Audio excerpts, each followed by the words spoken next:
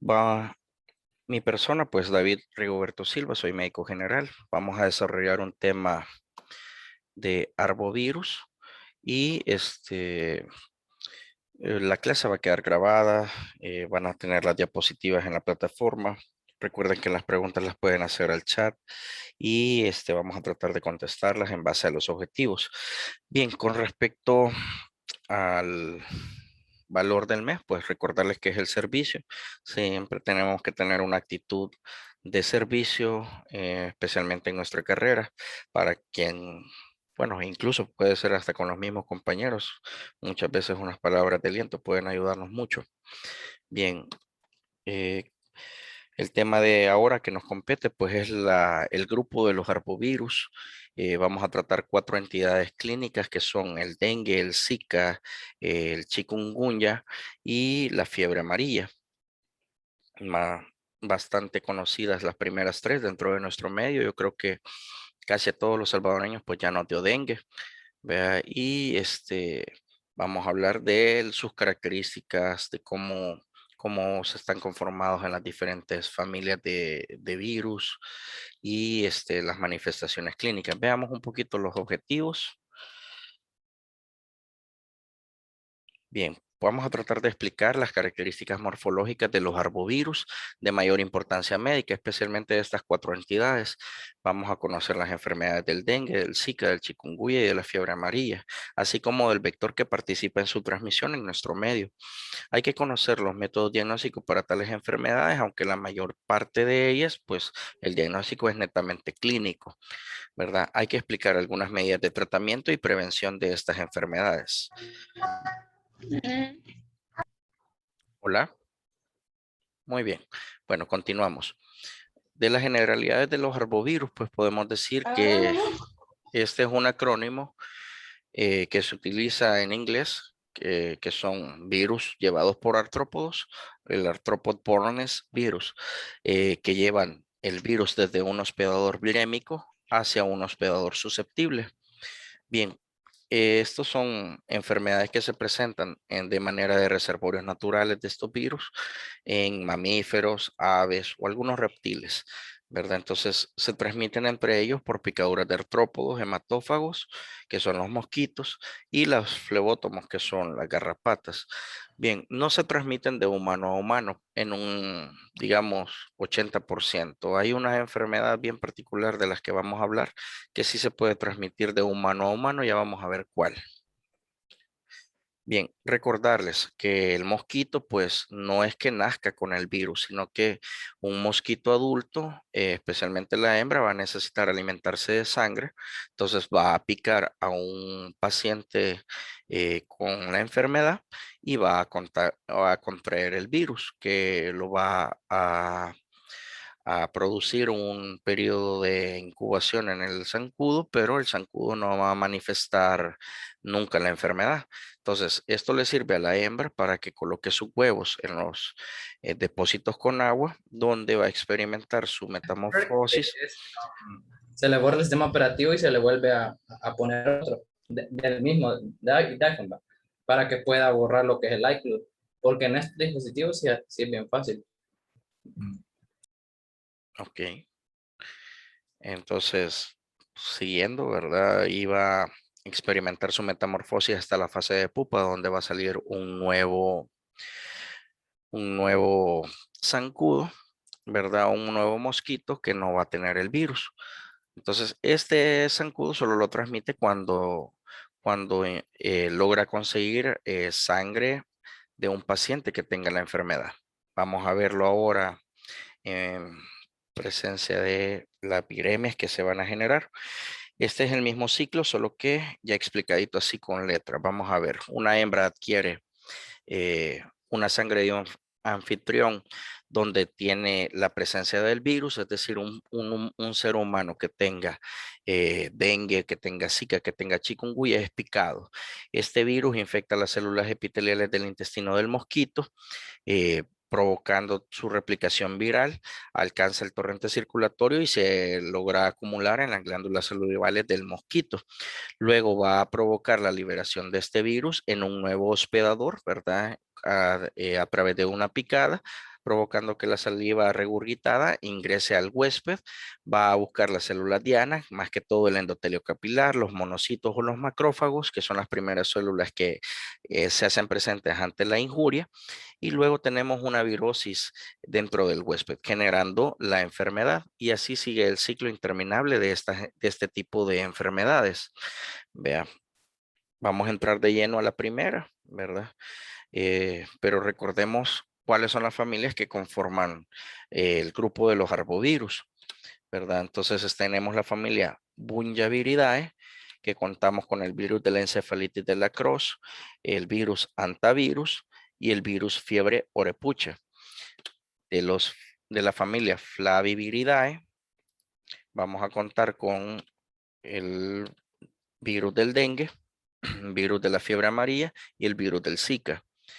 La tercera familia de los arbovirus es la Togaviridae.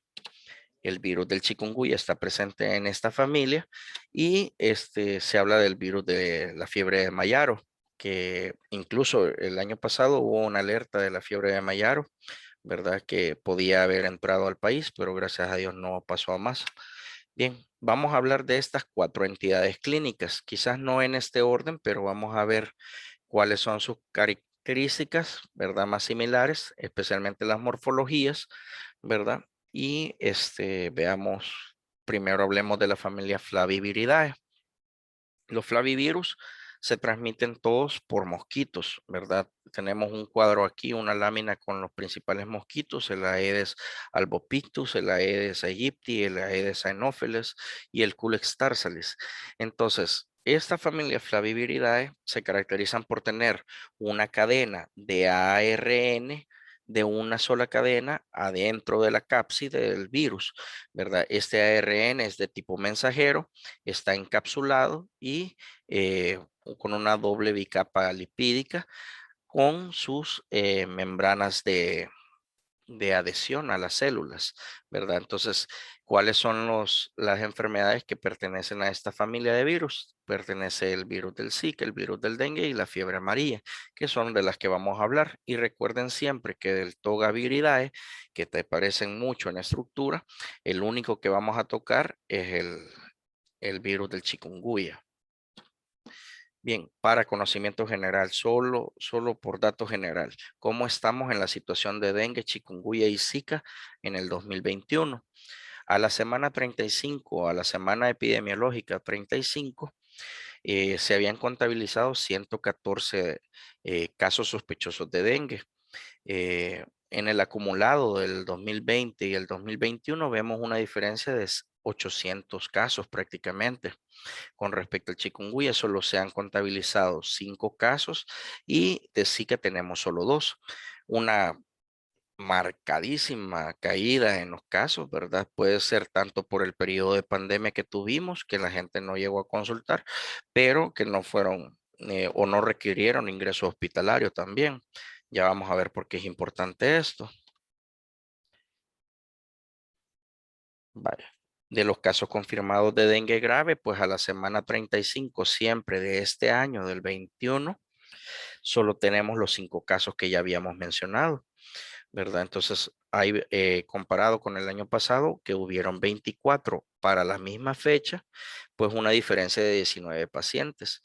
Y de los casos confirmados por dengue, ¿verdad? A la semana 35 tenemos que solo fueron 8 los confirmados, ¿verdad? Y 27 para las alturas de esta misma semana, el año pasado. Una marcada reducción tanto en la consulta como en los casos que se les pudieron hacer las pruebas serológicas. Vean. Bien, comencemos con la primera entidad.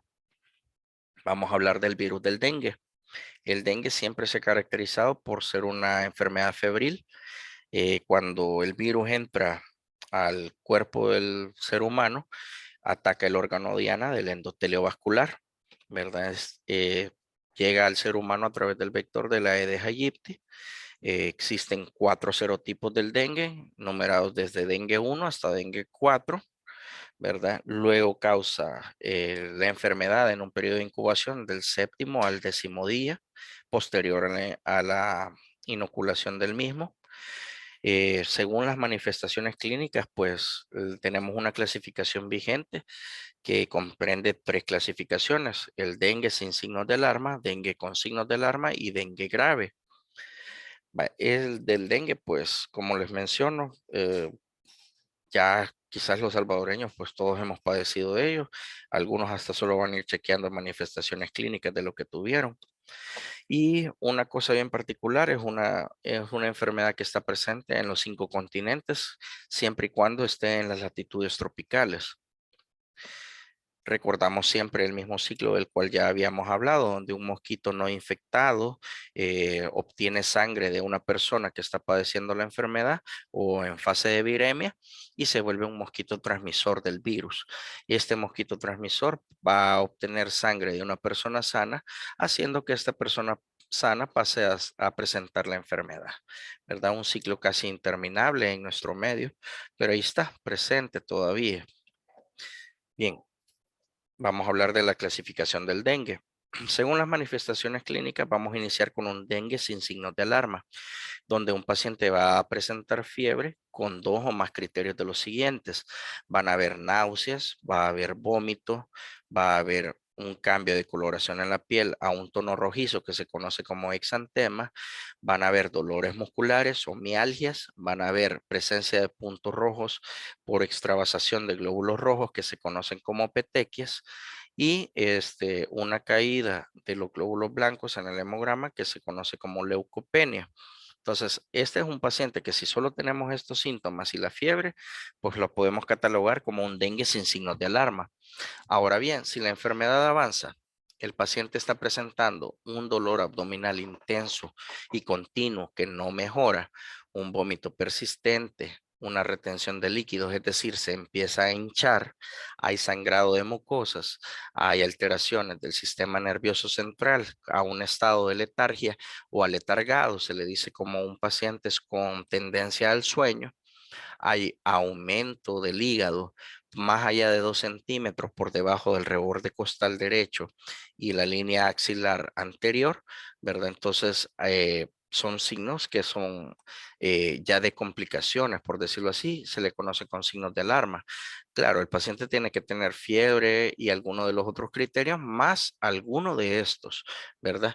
Y al examen del hemograma, lo que podemos encontrar, aparte de los glóbulos blancos bajos, es un aumento del hematócrito, es decir, la concentración de glóbulos rojos se va a ver prácticamente por arriba del 50%, y la trombocitopenia, que es la caída del recuento de plaquetas, ¿verdad? Es decir, se van a encontrar plaquetas por debajo de las 150.000 plaquetas. Allá aquí pues podemos catalogarlo o agruparlo como un dengue con signos de alarma. Y todavía, si el paciente aún con estos síntomas y con algún signo de alarma presentara escape de líquidos, el choque o el edema pulmonar, ¿verdad? Este puede caer como un dengue grave. Aparte de eso, puede haber un sangrado grave, ya que no hay plaquetas que detengan las hemorragias, y puede haber un daño a órgano grave con elevación de enzimas hepáticas, que es lo que logra caracterizar a lo que se conoce como un dengue grave. Este tipo de paciente, pues ya no podemos dejarlo que se vaya a la casa, sino que necesita atención hospitalaria, ¿verdad? Y esas son las 3 clasificaciones del dengue al momento, según los lineamientos del Ministerio de Salud. Vaya, les presento ahorita la lámina del curso clínico de la enfermedad del dengue. Esta lámina quizás la van a seguir viendo en medicina interna, en patología, cuando veamos las enfermedades febriles. Permítanme un momento, jóvenes. Disculpen. Bien, vamos a empezar primero por la esquina superior, donde tenemos un periodo de incubación de esta enfermedad del día 4 a 10 días después de haber sido inoculado. Es decir, la persona pudo haber sido picada. Van a transcurrir 4 o 10 días para que presente los primeros síntomas. Entonces, los días de la enfermedad van enumerados en esta regla del 1 al 10.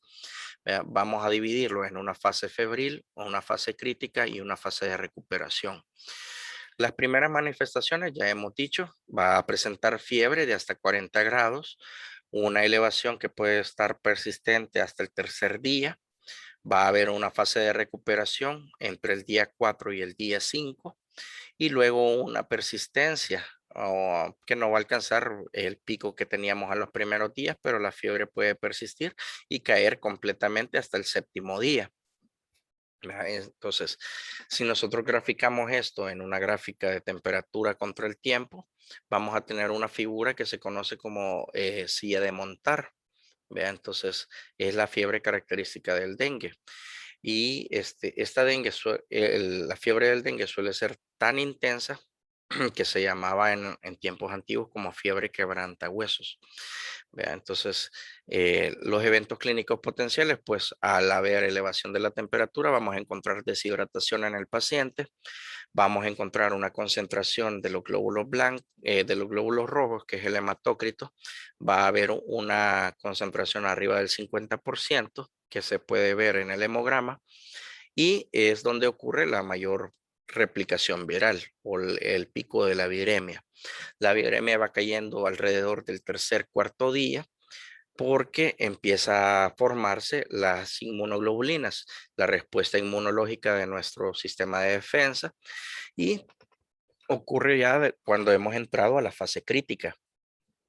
Muchas veces los pacientes después del tercer, cuarto día pueden presentar las famosas hemorragias o el daño a órganos donde van a ver la caída de las plaquetas.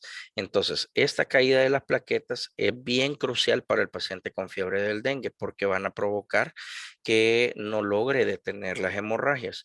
Entonces, cuando todos estos síntomas, perdón, todas estas condiciones se van juntando, el paciente puede caer en el dengue grave, ¿verdad? Donde ya cuando hay daño a órganos, los riñones y el hígado logran escaparse el líquido del endotelio vascular y va a acumularse al pulmón, a los pies, a un tercer espacio provocando lo que se llama la retención de líquidos.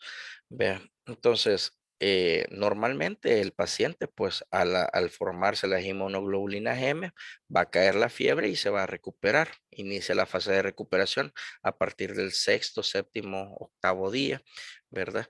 Y el paciente, pues, no va a tener ninguna secuela al haber padecido la enfermedad del dengue. Bien, ese sería el curso clínico normal o historia natural de la enfermedad del dengue. Muy parecida con otras enfermedades, ¿verdad? Vamos a hacer un diagnóstico diferencial cuando nos encontremos con enfermedades con fiebre, dolores articulares y el exantema, que es el cambio de coloración a un tono rojizo. Podemos pensar en que el paciente puede padecer de sarampión, de rubiola e incluso chikungunya. Cuando hay enfermedad con fiebre, presencia de hemorragia y tono amarillo, que se conoce como ictericia en la piel y en las conjuntivas de los ojos, podemos estar en presencia de malaria, leptospirosis o fiebre amarilla. Y las enzimas elevadas, hepatomegalia y dolor abdominal, lo encontramos con hepatitis virales, ¿verdad? Entonces, esta gama de enfermedades es con las que tenemos que hacer diagnóstico diferencial del dengue. El diagnóstico serológico del dengue, pues por excelencia, ¿no? O aquí en nuestro medio utilizamos la prueba de detección de antígenos virales de inmunoglobulina G e inmunoglobulina M para dengue, son específicos y se realiza en el paciente posterior al quinto día de la enfermedad. Es decir, un paciente que llega al quinto día de fiebre que no mejora, tenemos que investigarle dengue, pues se le puede dejar la prueba de detección de antígenos. Existe la reacción de cadena de la polimerasa para determinación de antígenos virales específicos. Todavía es mayor y su costo es mayor, pero su especificidad es única para el dengue. Bien, no voy a hablar del tratamiento del dengue aquí, sino que lo voy a tocar con respecto a la otra entidad que es el Zika. Vamos a empezar a hablar del Zika, la segunda entidad clínica que nos toca en este tema. Bien, lo primero, seguirles mencionando que es una enfermedad de transmisión por mosquito. El mosquito de nuestro medio que lo transmite, el Aedes aegypti, se encuentra en todas las latitudes tropicales, ¿verdad? Presente alrededor del globo terráqueo. Y contamos también con 3 métodos de transmisión de esta enfermedad. De las 4 entidades sería la única que se puede transmitir de humano a humano. ¿Por qué vía? Se puede transmitir de manera sexual, se puede transmitir por transfusiones de sangre y existe la transmisión vertical, madre a hijo, ¿verdad? Cuando una mujer embarazada padece de Zika, pues el virus del Zika puede transmitirse o traspasar la barrera hemática placentaria y llegar hasta el feto o el no nacido, por decirlo así. Entonces, es la particularidad del Zika, ¿verdad? Estas 3 transmisiones en el humano. Las manifestaciones clínicas son sumamente parecidas al dengue, pues su fiebre de 40 grados centígrados, hay erupciones cutáneas, hay conjuntivitis, hay dolores musculares, articulares, hay malestar general. Entonces, dice que también los dolores de cabeza son tan intensos y pueden durar entre el segundo y el séptimo día de la enfermedad. ¿Qué otros síntomas tenemos? Pues ya hablamos de su fiebre, la conjuntivitis o coloración rojiza en la conjuntiva palpebral y las erupciones de la piel como los dolores de cabeza que son los más característicos del Zika. Esta enfermedad se puede contraer entre el segundo y séptimo día después de la picadura del mosquito y ocurre una gran particularidad que es que solo 1 de cada 4 personas con Zika desarrolla los síntomas, es decir, las otras 3 personas que no van a manifestar la enfermedad pueden seguir siendo picados por mosquitos y ni siquiera ellos lo van a saber, pero ellos pueden ser portadores del virus prácticamente y solo uno es el que nos va a llegar a la consulta. Por eso el barrido epidemiológico que se hace debe de incluir la protección de las otras personas que no manifiestan los síntomas. Vean, eso lo van a ver en salud pública más que todo. Bien, existe un número muy pequeño de personas que pueden encontrar complicaciones después de la enfermedad del virus. Se ha hablado también de la incurrencia de microcefalia en pacientes embarazadas que han padecido del virus del Zika durante el periodo de gestación, especialmente el primer trimestre. Vean.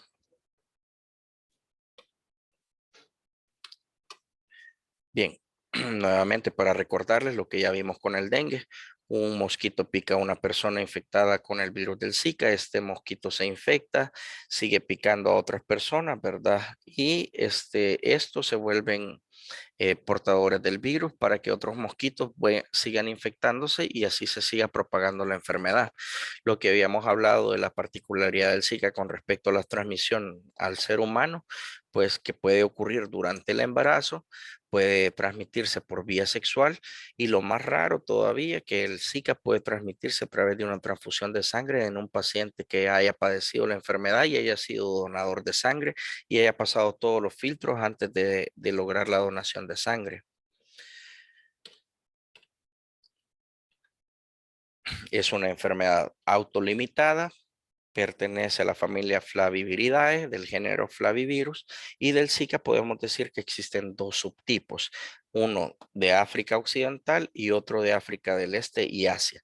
La que está presente en nuestro país, ¿verdad? O más que todo en América Latina, pues es el subtipo de África de Este y Asia. La célula blanco del Zika, pues las células dendríticas de ganglios linfáticos que circulan hacia el torrente sanguíneo. Su periodo de incubación varía entre el día 3 al día 12 posterior de la picadura del mosquito y ya lo habíamos mencionado, un 80% de los casos pueden ser de manera asintomática.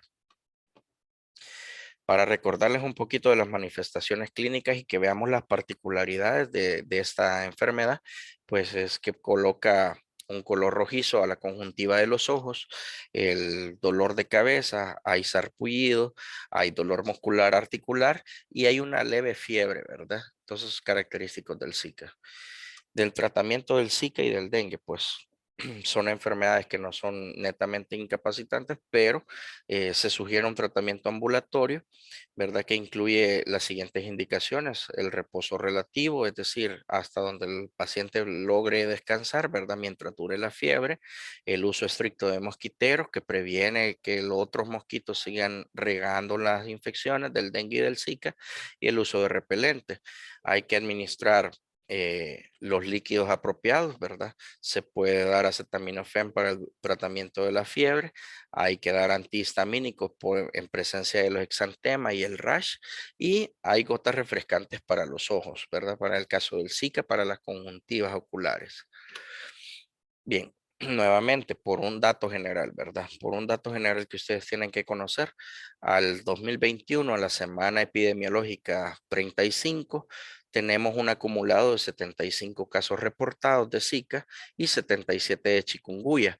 Y si lo logramos ver por departamento, vemos que San Salvador cuenta con el mayor número de casos reportados de Zika, 16, y mayor caso de reportados de chikungunya tenemos 18 en Chalatenango, aunque San Salvador no se queda tan lejos con un valor de 16. Para estos 75 de Zika y 77 de chikungunya. Siempre, siempre tenemos la vigilancia permanente por parte del sistema de vigilancia epidemiológico, que lo van a conocer ya cuando estén en su servicio social, el VIGEPES.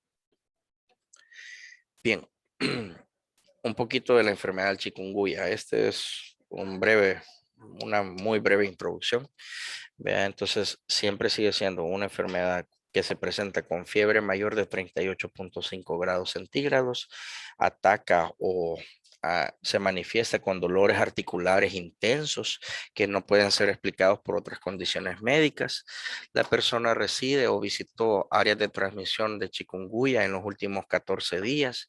Ya habíamos hablado que el periodo de incubación en otras enfermedades, pues ahora vamos a considerar en el chikungunya hasta 14 días posterior a una visita donde pueda haber chikungunya. Bien, dentro del chikungunya, pues hay que analizar un ciclo de transmisión selvática que ocurre a través de la Aedes furcifer o al Aedes africanos, que es el que pica al mono, y los primates manifiestan la enfermedad del chikungunya, tienen fiebre y son picados por otros mosquitos que no tienen el virus, y estos se vuelven transmisores de la misma al infestar a otros monos que no padecen de esta enfermedad. Este es el ciclo selvático de transmisión del chikungunya. Entonces, cuando este Aedes furcifer africanos logra inocular el virus a un ser humano, y este lo toma el Aedes aegypti, que es el que permanece más en nuestro medio, o el Albopictus, a un ser humano que presente chikungunya, lo va a seguir transmitiendo a otros humanos que no padezcan la enfermedad, y estos a su vez se vuelven, ¿cómo es que se llama? Se vuelven material para que el otro Aedes aegypti que no padezca, que no tenga en su sistema el virus, lo pueda seguir transmitiendo. Este es el ciclo de transmisión urbana del chikungunya. Hablar un poquito de los síntomas, pues ya mencionamos que provoca fiebre, va a haber dolor de cabeza, hay fatiga en el paciente y depresión. Puede haber síntomas estomacales como náuseas, van a haber los dolores corporales que son más intensos a nivel de las articulaciones y los tendones, y el aparecimiento de sarpullido, ¿verdad? Generalizado, ¿verdad? Puede surgir en el día 3 al 7 después de la picadura y puede perdurar hasta cerca de 12 días la enfermedad. ¿Ve? Entonces, este, mm, por mencionarlo, este es un conocimiento general. Este no va dentro de los objetivos de la clase, pero hay el virus del chikungunya cuenta con dos periodos de incubación. Uno extrínseco, es decir, fuera del ser humano, y el otro es intrínseco. Si hacemos una regla de tiempo de 0 días a 28 días, vamos a encontrar que existe un humano que está corriendo con la enfermedad del chikungunya, su periodo de viremia. Tiene contacto con un mosquito que se alimentó durante ese tiempo, ¿verdad? Que el paciente estaba padeciendo del virus, y este virus va a tener su periodo de incubación dentro del mosquito, ¿verdad? Se habla desde el día 2 hasta el día 12, ¿verdad? Dentro del mosquito. Y este mosquito ya una vez tenga el virus adentro de él, va a inocularlo en un segundo humano y va a provocar nuevamente la replicación de viremia. Este periodo de incubación intrínseco ya ocurre dentro del ser humano y es de cuando hablamos que ocurre desde el cuarto, bueno, aquí han contado 4 días, 16 al 20, 4 días, pero en realidad nosotros contamos del día 4 hasta el día 12, ¿verdad? Que puede estar el virus presente en el ser humano. Bien, seguimos. Fisiopatológicamente, ¿verdad? La enfermedad, pues llega a inocularse a través del mosquito Aedes aegypti en nuestro medio, se inocula el virus, llega la respuesta inmunológica de los fibroblastos, los macrófagos, las células endoteliales, adquieren el virus, ¿verdad? Se da la replicación viral inicial en su citoplasma. Luego ocurre la transmisión de estas células a través del ganglio linfático, del drenaje, a través del vaso sanguíneo, migrando a los diferentes órganos diana. Llega hasta el cerebro, ¿verdad? Donde van a dar las manifestaciones de dolor de cabeza, llega a las articulaciones y provoca el malestar o dolor articular, llega hasta músculo y provoca el dolor muscular, llega hasta el hígado y provoca destrucción celular, ¿verdad? Elevación de enzimas hepáticas e incluso hepatomegalia también, ¿verdad? Entonces, más o menos en resumen, esto sería cómo provoca la enfermedad. Con respecto al diagnóstico, pues claro, existe diagnóstico de laboratorio, siempre la identificación de ARN viral mediante RT-PCR o reacción de cadena de la polimerasa. También tenemos pruebas rápidas que incluyen la identificación de anticuerpos IgM específicos del virus en una sola muestra de suero, tanto en la etapa aguda como convaleciente, ¿verdad? Una vez bien formados, pues ya es permanente la identificación del virus del chikungunya. Recordándole a grosso modo, comparada con la otra laminita, los signos o síntomas que vamos a buscar es el aparecimiento de sarpullido, el dolor de cabeza, el cansancio, el dolor muscular o articular y la fiebre, ¿verdad? Que están presentes en esta enfermedad. Vaya. Hay un cuadrito donde vamos a comparar las primeras 3 entidades de las que hemos hablado hasta el momento dentro del lineamiento del Ministerio de Salud. Yo les voy a dejar la bibliografía, ¿verdad? Y se encuentra esta tabla donde comparamos signos y síntomas de las 3 entidades. Por ponerles un ejemplo, vamos a analizar ahorita la fiebre. La fiebre del chikungunya, pues la describe intensa, muy frecuente y una duración del tercero al quinto día. La fiebre del dengue en comparación al chikungunya es moderada, es muy frecuente y ocurre o dura entre 5 y 7 días, mientras que la fiebre dentro del Zika es leve, muy poco frecuente y ocurre desde el primer día hasta el tercer día, ¿verdad? Entonces es a un comparativo, por decirlo así. Vean el del dolor de cabeza, que es el penúltimo dato aquí.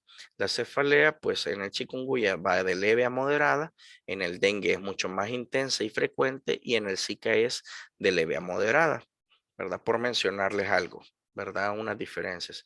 Veamos otro. Las primeras dos, poliartralgia y poliartritis. En chikungunya, las artralgias pues son mucho más frecuentes que en el dengue y en el Zika. Y podríamos hablar del dolor muscular también, las mialgias, donde dice que es mucho más frecuente en el dengue, muy frecuente e intenso. Es poco frecuente en el Zika y frecuente a moderado intenso en el chikungunya. Vean, entonces, eh, de las que, para que ustedes se vayan como haciendo un diagnóstico diferencial cuando le llegue a un paciente con fiebre, exantema, ¿verdad? Entonces, esto les va a servir mucho para el área clínica, por decirlo así. Vale, y para que veamos hallazgos de laboratorio de las 3 enfermedades. Quiero que se fijen en el segundo, en la leucopenia, que es la baja de los glóbulos blancos, ¿verdad? Vamos a encontrar una caída de los glóbulos blancos de manera más moderada e intensa en el dengue. Puede ser una caída leve en chikungunya y en Zika, pero es más marcado la leucopenia en el dengue. Y veamos aquí el recuento plaquetario. El recuento plaquetario es normal a bajo en el chikungunya, pero es muy bajo o normal, bueno, puede ser desde normal a muy bajo en el dengue. Y en el Zika, pues podemos encontrar valor normal plaquetario aún bajo, por decirlo así, pero es mucho más bajo en el dengue. Esas son pautas diagnósticas que les pueden ayudar en este cuadrito y está tomado de un cuadrito de la OPS, ¿verdad? Presente en el lineamiento de chikungunya del Ministerio de Salud. Vaya, vamos a tocar la última entidad, la fiebre amarilla. Siempre sigue siendo un virus de la familia Flaviviridae, pertenece a los arbovirus, ya que se sigue transmitiendo por un vector, ¿verdad? Provoca una enfermedad vírica aguda de manifestaciones hemorrágicas, es endémica de áreas tropicales de África y América Latina. Es de difícil diferenciar con otras fiebres hemorrágicas, como los arenavirus, el antavirus e incluso el dengue. Vea, entonces, la fiebre amarilla ocurre o inicia, mejor dicho, con un periodo de incubación post picadura que va de 3 a 6 días. Luego presenta el paciente fiebre, dolor muscular, cefalea, que es el dolor de cabeza, escalofríos, pérdida de apetito, hay náuseas, hay vómitos, bien similar al Zika, al dengue, al chikungunya. Entonces, ocurre que después de esta fase, la gran cantidad de pacientes, 85%, pueden resolver espontáneamente, sin secuelas ni nada por el estilo, ¿verdad? Pero, ¿qué pasa con el 15% que no se resuelve? Hay una fase de remisión de la fiebre, pero pasados estos 24, 48 horas donde se remite la fiebre, inicia una fiebre muy alta que provoca daños a órganos. Se dice que el 50% de estos pacientes pueden morir, llegando al día 10 o al 14 por fallo renal y hepático. Vean, los pacientes que se recuperan, pues no van a tener ningún daño a órgano permanente, pero no es el caso del 15% que no logran la remisión espontánea. El órgano diana de esta enfermedad es el hígado, específicamente el retículo endoplasmático de las células de Kupffer. El vector, pues en su ciclo selvático es el Haemococcus y en su ciclo domiciliar es el Aedes aegypti. Bien, afecta a los monos, es de las 4 enfermedades, es la única inmunoprevenible y ya habíamos mencionado su periodo de incubación, de 3 a 6 días. Bien, el ciclo selvático, ¿verdad? Tenemos a la Aedes haemococcus que pica un primate que padezca la enfermedad, que es de la fiebre amarilla. Este primate se presta para que nuevos mosquitos sigan transmitiendo la enfermedad como vector, picando a más primates que no padecen la enfermedad, ¿verdad? Y si el ciclo se repite, el ciclo selvático. Luego tenemos que brinca hacia el humano, ¿verdad? O pican a un ser humano que no padece la enfermedad. Este se vuelve eh, infectante o virémico, llega a un zancudo que no lo es, contrae el virus y lo sigue esparciendo con otras picaduras de mosquito hacia otros humanos que no padecen la enfermedad y este ciclo se vuelve interminable en el ciclo urbano, ¿verdad? Bien, la historia natural de la enfermedad, pues ya habíamos mencionado, llega el mosquito, pica, pasan de 3 a 6 días y se presenta la fiebre. Existe una fase de replicación virémica, ¿verdad? Muy aguda. Luego va a haber baja de glóbulos blancos, hay deficiencia de neutrófilos, el periodo se vuelve un paciente infectante entre 3 y 6 días posterior al inicio de la fiebre. Hay elevación de las enzimas hepáticas, hay pérdida de proteína a través de la orina. Luego viene la caída de la fiebre o periodo de remisión, donde pues tenemos dos caminos. Uno, el paciente puede curarse y el otro, un periodo de intoxicación, que es lo que hablábamos. 15% de los pacientes pueden volver a presentar una elevación muy alta de la fiebre que puede llevarlo a falla multiorgánica elevando la creatinina, bajando el azúcar, hay acidosis, hay liberación de proteínas en orina, hay elevación de las enzimas hepáticas, hay una elevación de glóbulos blancos, hay una caída de las plaquetas que se conoce como trombocitopenia, ¿verdad? Y la formación de anticuerpos, ¿verdad? Entonces, esta sería en pocas palabras la historia natural de la enfermedad. Bien, recordar los síntomas que tenemos que identificar con respecto a la fiebre amarilla, pues el color amarillo en la parte blanca de los ojos y en la piel, ¿verdad? El tono que le conocemos como histérico. La fiebre amarilla, el dolor de cabeza, ¿verdad? La fiebre, el cansancio, los dolores musculares y el vómito, que son las perlas diagnósticas de la fiebre amarilla. Dentro del cuadro clínico podríamos hacer diagnósticos solo con la clínica al identificar un paciente con malestar general, quien la fiebre es muy intensa y lo lleva a estados de postración, una fiebre alta bifásica que es bien característica, ya la vamos a ver, la congestión conjuntival, las náuseas, vómitos, deshidratación, dolores musculares, dolor abdominal, manifestaciones hemorrágicas, hay albúmina en la orina, hay disminución de las ganas de orinar, la oliguria, hay presencia de ictericia y hipotensión, bradicardia y shock, que serían las manifestaciones más graves.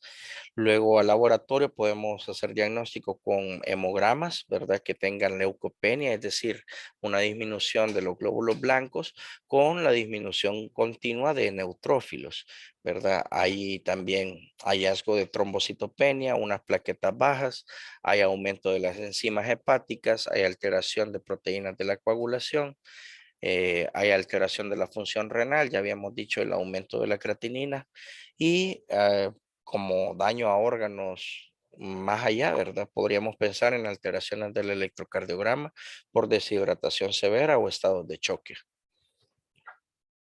Bien, tenemos en la lámina, tenemos dos tipos de fiebre.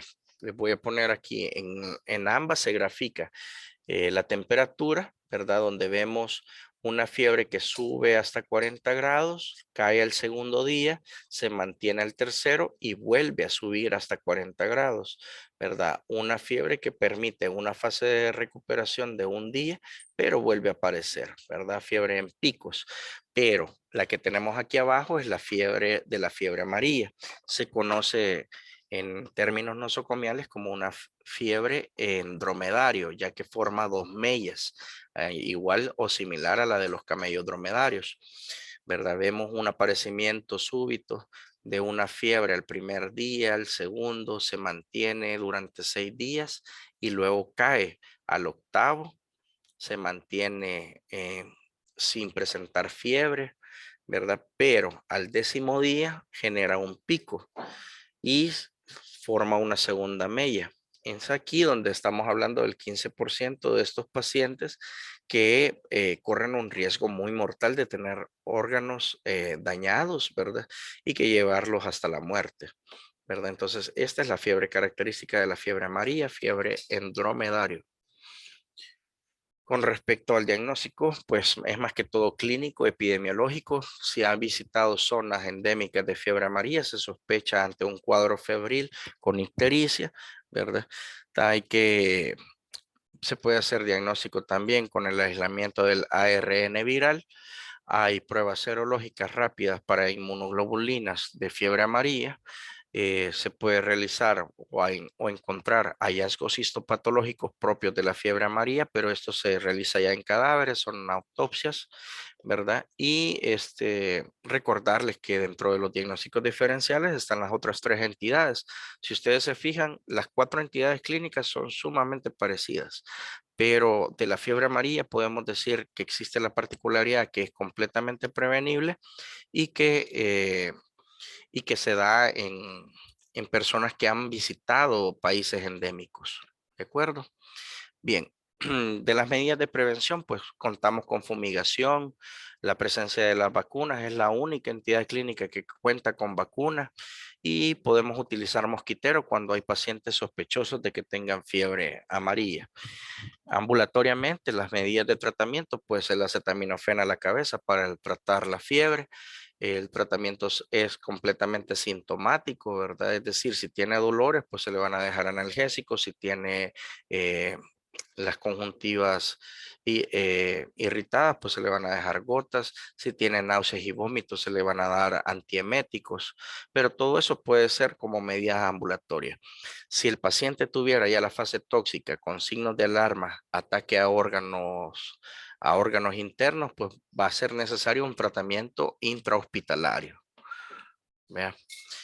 Y lo que mencionábamos, la vacuna es la medida preventiva más importante, ¿verdad? Es la única entidad de las 4 que hemos analizado esta tarde que cuenta con vacuna. Puede formar una inmunidad efectiva dentro de los primeros 30 días y el 99% de las personas vacunadas con una sola dosis es más que suficiente para conferirle inmunidad de por vida, ¿verdad? Eso es sumamente importante. Si usted ya se puso la vacuna de la fiebre amarilla, puede estar seguro que no va a ser necesario ningún refuerzo, su inmunidad es permanente. Y recordando que no hay un tratamiento específico, es decir, no hay una medicina propia para el virus de la fiebre amarilla. Hasta aquí llegamos, jóvenes. No sé si van a tener alguna pregunta. Recuerden que la clase ha sido grabada, se les va a subir al aula virtual y ustedes pueden encontrar también mayor literatura. Vamos a ver, en el caso del dengue, ¿es posible ser inmune a dicha enfermedad o se presentan casos asintomáticos como en el Zika? No, solo en el Zika vamos a tener esa particularidad. En el dengue no. En el dengue tú puedes tener, bueno, se han reportado los 4 serotipos en una solo paciente, ¿verdad? Y sí, te pica un mosquito que lleva el virus del dengue, ya sea del 1 al 4, el paciente va a manifestar la enfermedad. Ahora, preguntaba a otro grupo, ¿cuánta probabilidad hay de que si yo padecí dengue clásico voy a pasar a las manifestaciones hemorrágicas? Sí, es lo que está preguntando Daniela. Si me da 3 veces dengue, soy más probable que me dé dengue hemorrágico. No, la enfermedad no actúa de esa manera. O mejor dicho, los 4 serotipos pueden desarrollar manifestaciones hemorrágicas que lo vuelve a uno más propenso para las manifestaciones hemorrágicas, problemas de coagulación, problemas en la médula ósea, pacientes con leucemias pueden provocarle más síntomas hemorrágicos que otro tipo de pacientes. Michelle pregunta, ¿petequias es lo mismo que rash? No. Las petequias se definen como unas manchas rojizas de máximo 3 milímetros. El rash es un cambio de coloración rojizo en la piel que da un prurito generalizado. Rash es como, digamos, cuando te da una alergia en un lugar, pero ya ocupa todo el cuerpo, vea, o la mayor parte de un miembro, por decirlo así. Otra pregunta de Daniela es, una persona está tomando anticoagulantes, si te da dengue hemorrágico, hay que suspender sus tratamientos. Eh, Lastimosamente, pacientes con anticoagulantes sí son más propensos a generar hemorragias. Es de estarlos vigilando, son de tratamiento intrahospitalario, ¿verdad? Entonces hay que estarle haciendo hemograma cada 2 días para estar revisando las plaquetas. Y sí, idealmente se suspende su tratamiento. Veamos, Jennifer pregunta si alguna persona tuvo dengue hemorrágico, esa persona debe de estar pendiente de alguna enfermedad. Mm, Gracias a Dios, pues en nuestro medio, aunque tengamos manifestaciones graves de dengue o dengue hemorrágico, los pacientes quedan sin secuelas, ¿verdad? No hay necesidad de mayor vigilancia una vez pasadas las etapas agudas. Bien, jóvenes, ¿alguien más?